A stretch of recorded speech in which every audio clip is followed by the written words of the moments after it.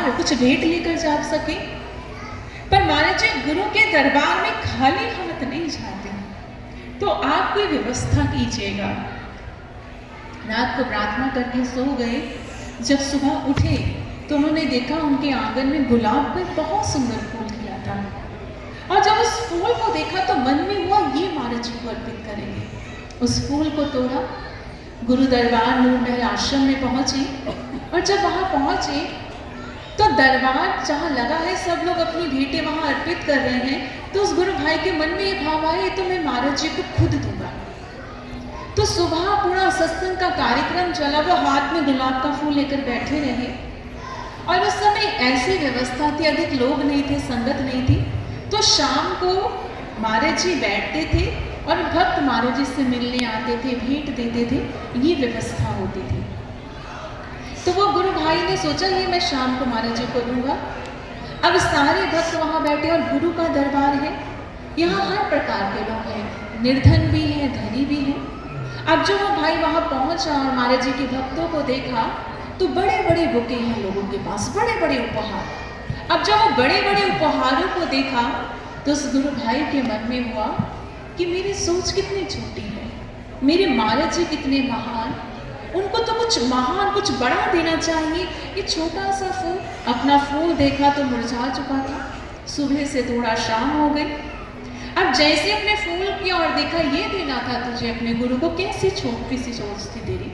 अभी जैसे ये सोचा, जयकारे लग गए, महाराज जी के जयघोष होने लगे और महाराज जी उस स्थान पर आ गए। महाराज जी आकर अपने आसन पर बैठे, एक एक करके भक्त आ रहे हैं, महाराज जी को अपनी भेंट दे रहे हैं। और जैसे महाराज जी ने उस गुरु भाई को देखा, महाराज जी की दृष्टि सिर्फ उस गुरु भाई के ऊपर, उस भाई ने जैसे देखा, वो हाथ में गुलाब को दबाया, मुट्ठी भींची और वो हाथ पीछे कर लिया, कहीं गलती से कोई देख ना ले मैं महाराज जी के लिए ये लाया हूँ। महाराज जी बार बार उसको देखे वो अपनी आंखें नीचे कर ले। महाराज जी का सुनो, क्या लाए हो तुम मेरे लिए। अब वो भाई हाथ मुट्ठी को कस के उसने बंद कर लिया और आंखें नीचे उसकी। माँ जी ने कहा सुनो, बुला के लाओ उसको आगे। अब सेवादार गए, बुलाया, उसको आगे लेकर आए, देखो तो क्या लाया है, दिखाओ जरा। अब उस गुरु भाई ने अपनी मुट्ठी खोली, अंजलि खोली, आंखें नीचे, आंसू बह रहे हैं कि गुरुदेव मैं आपके लिए क्या लेकर आया, एक मुरझाया हुआ फूल। अभी जैसे मन में ये भाव है, आंखें नीचे हैं, अश्रु बह रहे हैं, उसी समय जितने भक्त थे सभी ने जोर जोर से जयघोष करना शुरू कर दिया। उसने आंख उठाकर देखा कि क्या हुआ, ऐसा क्या हो गया कि सब महाराज जी के जयकारे लगाने लगे। और जैसे उसने महाराज जी के मुख की ओर देखा तो महाराज जी ने वो गुलाब का फूल अपने मुख में धारण कर लिया था। गुरु ये नहीं देखते आप क्या लेकर आए हैं, गुरु ये देखते हैं आप किन भावों से लेकर आए हैं, उन्हें भाव प्रिय है, सामान की आवश्यकता नहीं है। लक्ष्मी उनके चरणों की दासी हुआ करती है, वो भावों के अधीन रहते हैं। इसलिए ये जो पर्व है ये भावों का पर्व है, भावों से गुरु के चरणों में अपनी श्रद्धा को अर्पित कर देने का पर्व है। इसलिए तो भक्त कहते हैं, इस संसार के लोग कहते हैं गुरु पूजा मनाने जा रहे हो, पर गुरु कहाँ है। जब गुरु उपस्थित नहीं तो पूजा कैसी होगी।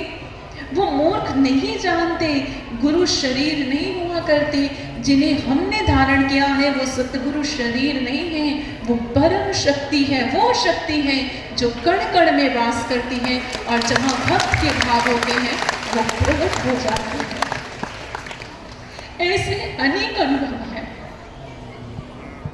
जहाँ भक्तों के भाव आए महाराज जी वहाँ प्रकट हो गए। आपको स्मरण होगा होली हो रही थी जब दिल्ली में, तो राजस्थान में भैया जो किसी के वहां पर कार्य करते थे, मजदूरी करते थे, होली के लिए छुट्टी मांगी, छुट्टी नहीं मिली, और वो जब खेतों में कार्य कर रहे हैं तो उस समय वो वहां साधना पर बैठकर रो रही हैं, हमारे जी इस समय आप दिल्ली में होली खेल रहे होंगे, मैं ऐसा अभागा, इतना निर्धन कि मैं आपके पास नहीं आ पाया, आपके होली की रंगों में नहीं भीग पाया। ये भाव आए कि वहाँ तपती दोपहरी में जहाँ वो साधना कर रहे थे, एक बादल आया और वो उस पर बरस गया और वो रंगों से भीग गए, रंग की बारिश पर हुई। लोग पूछ रहे हैं ये कैसे हुआ? बुद्धि से नहीं समझ पाएंगे पूर्ण सत्पुरुष को।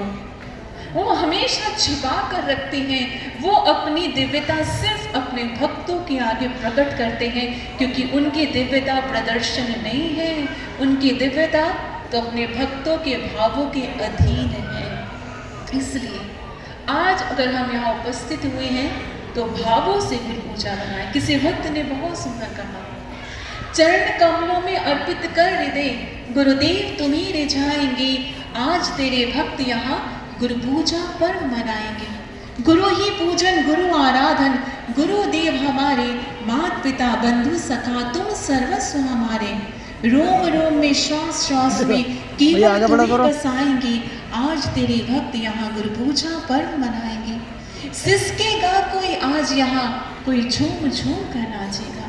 ऐसा ही होता है, गुरु का दरबार है। कुछ भजन जब चलते हैं तो कुछ भक्त झूमते हैं, तालियां बजा रहे हैं, और कुछ भक्त माने जी की याद में अश्रु बहाते हैं। सिसकेगा कोई आज यहाँ, कोई झूम झूम कर नाचेगा, मौन भावों से हर कोई गुरु की महिमा बाचेगा।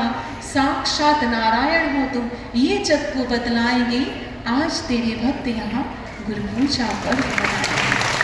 प्रभु आज यहाँ हम उपस्थित हुए हैं, हम में विशुद्ध भाव नहीं होंगे महाराज जी, हमारा सामर्थ्य भी बहुत क्षीण है, हमारा पुरुषार्थ भी बहुत निम्न है महाराज जी, पर आप कृपा कीजिएगा। एक गुरु पर ऐसा दिवस हुआ करता है जब गुरु रीझ जाए तो अपने शिष्य को इस संसार की ब्रह्मांड की संपूर्ण भक्ति प्रदान कर देते हैं, और जब जीव के पास भक्ति आ जाती है तो फिर उस जीवात्मा का कल्याण ही है, वो भव के बंधनों से मुक्त हो जाता है। इसलिए इस पर्व में, इस दिवस पर सच्चे हृदय से सिर्फ गुरु को साक्षी मानते हुए गुरु के श्री चरणों में नमन कर दीजिएगा, गुरु से गुरु के प्रेम को मांग लीजिएगा। कई लोग पूछते हैं आप अपने गुरु की पूजा क्यों करते हैं? गुरु का पूजन क्यों करना, गुरु को भगवान से श्रेष्ठ क्यों मानना? उसके कारण है, यहाँ जो भक्त उपस्थित हैं वो अंधविश्वासी नहीं है। एक बार महाराज जी ने बड़ा स्पष्ट दिव्यदान के मंच से कहा था, महाराज जी ने कहा था ये जो दिखता है ये भीड़ नहीं है, ये मेरी संगत है। संगत जो विवेकी है, जो विवेक के साथ चलती है, अंधविश्वास नहीं है हमारा। हम जैसे बड़ी छोटी सोच रखने वालों ने अपने गुरु को परखा है, यूं ही नहीं जीवन अर्पित किया। बहुत छोटी सोच है, पर मैं बड़े स्पष्ट रूप से ये कह रही हूं, हमने अपने सांसारिक बुद्धि से अपने गुरु को पल पल परखा है, और वो हर बार उसमें उत्तीर्ण ही हुए हैं। इसलिए गुरु की पूजा है, इसलिए गुरु का वंदन है।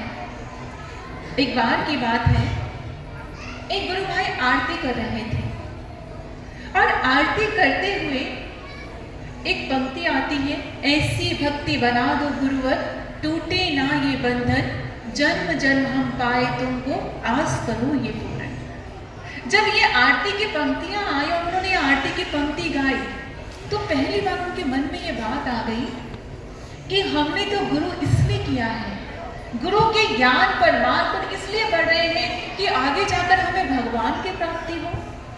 लेकिन यहाँ पर प्रार्थना क्या है?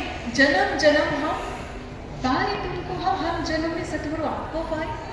हमें तो भगवान को पाने के लिए प्रार्थना करनी चाहिए थी, तो सतगुरु को पाने की प्रार्थना की। पर भक्त में और एक संशय व्यक्ति में बहुत बड़ा अंतर है, समझते जाइएगा। साधक के मन में प्रश्न आता है, आना भी चाहिए, मूर्ख नहीं है आप लोग। प्रश्न आना चाहिए, लेकिन जब प्रश्न का समाधान ना मिले तो प्रभु के आगे, सतगुरु के आगे उस प्रश्न को रख देना चाहिए।